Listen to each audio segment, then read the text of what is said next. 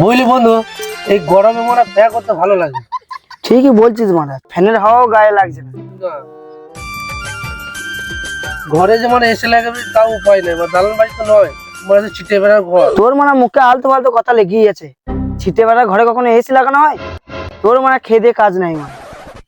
এ বন্ধু বন্ধু আমি থাক মানে দিন দুপুরে খার মারাতে আমার রোদে রোদে আসে। ওটা আমারই গার্লফ্রেন্ড বে, এদিকে আসতে মনে হচ্ছে তোমার।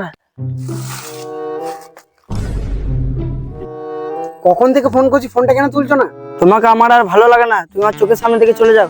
তোমাকে এখানে কে আসতে বললো? কেন পালিয়ে যাবো কেন? তুমি তো দাও নাই। দিই নাই মানে?